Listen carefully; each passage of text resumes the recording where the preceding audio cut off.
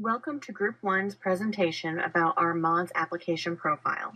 We have chosen to use MODS in its context as a schema for cultural heritage collections to describe a set of digital photographs.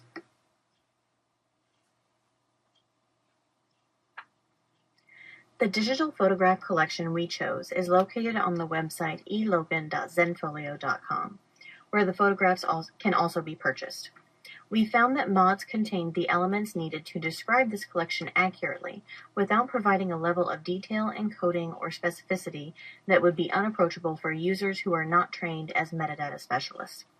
By basing our application profile on a particular photographer's collection, we are describing terms that will be useful to others with the same goals. Our AP was designed for photographers to use themselves, with the expectation that they would enter values based on the conditions and subjects of their photographs. These values will allow for increased personal organization of images, and although we are creating the application profile with a particular collection in mind, we expect that it will have a wider use. Our objective for the AP is that it would be used for describing elements both for website display and in sharing photographs alongside other collections from Zenfolio or similar sites. Since the Zenfolio site allows the purchase of images, we want to pay particular attention to those elements that best describe these items for a consumer. One way we expect users to find these photographs is through locating particular subjects, so the subject categories are well defined within our schema. Broad subject categories form the top-level organization on Zenfolio, with a shallow hierarchy of subject subcategories specific to the individual photographer's choice.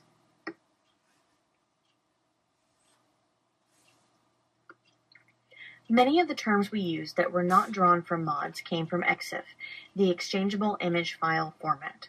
EXIF defines metadata pertaining to the conditions in which a photograph was taken. While EXIF is not a maintained standard on its own, it contained the appropriate vocabulary for our application profile, and choosing terms from EXIF proved more efficient than compiling the needed elements from several other locations.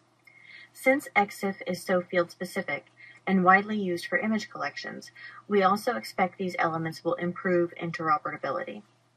The elements we chose to use from EXIF occupy different information types. As you can see here, those fall into two categories: elements that tend to be more static within a particular photographic event, such as camera make and model, as well as elements that will change value throughout a set of photographs based on specific shooting conditions. The elements shown here are some of the ones we have chosen to use in our schema. In further slides, we will be showing how these terms are used in this situation, not just for storage and recording, but also for display and for providing information to visitors.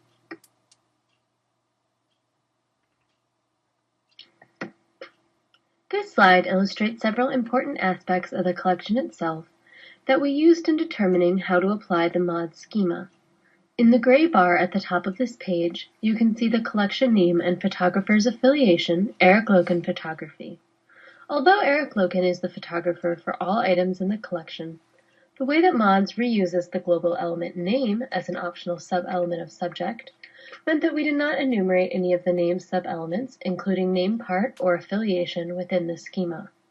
Instead, we will rely on instructions within the data dictionary to accomplish that value restriction within this collection. Directly above the photograph are two dates. The date taken is used in our schema for date created, and the date uploaded is used in our schema for date issued. We have also included the copyright date element, since all photographs are copyrighted with the year of creation. The website logistics and navigation do pose a few challenges for our users' ability to view metadata. One challenge is the availability of metadata varies among photos on the choice of the photographer or anyone else uploading the photos. Another challenge is that the user must search for metadata in places on the page that are not always intuitive or easy to view. For example, an encircled eye appears in the right-hand upper corner of the image only if the user moves the cursor over the image on the destination page. Hovering over this eye brings up a display of shooting locations and, in some cases, photo info. However, due to the page layout, sometimes the top or bottom of this information is cut off. This box is the main point of display for the EXIF elements that we are using, and we will now cover it in greater detail.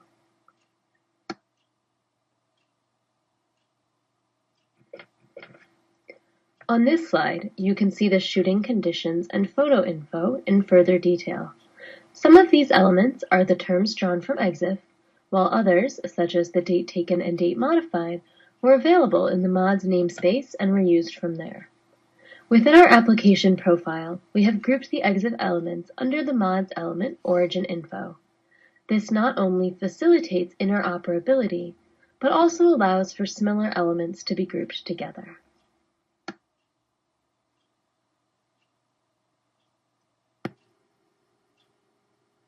An additional set of terms was defined locally and will be used primarily for website display.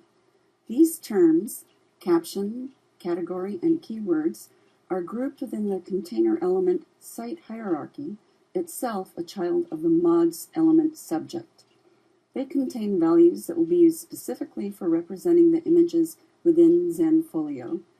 In particular, the category element refers to the site's structured hierarchy, while the values of keywords, abstract, and many other terms are useful for users attempting to search the resources.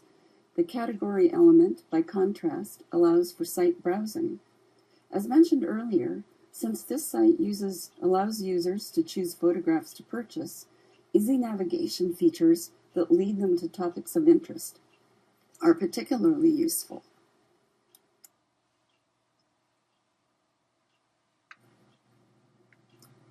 This site shows the caption, which was mentioned earlier. Caption is one of our locally defined terms and is meant to accompany the photograph on the website and illuminate the subject in a very direct way. On the next slide, we will discuss additional fields that describe the photograph in both display and sharing.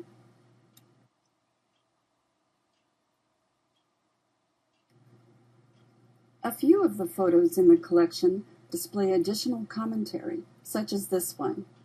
This commentary includes not only historic background notes, but also links to terms in Wikipedia. We used the mods element note for this commentary for the following reasons. It includes the attribute xlink for external links.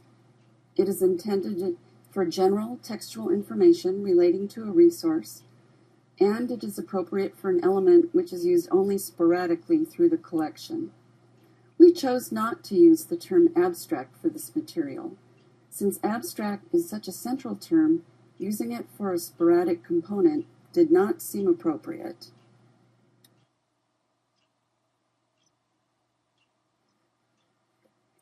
Thank you for listening to our presentation.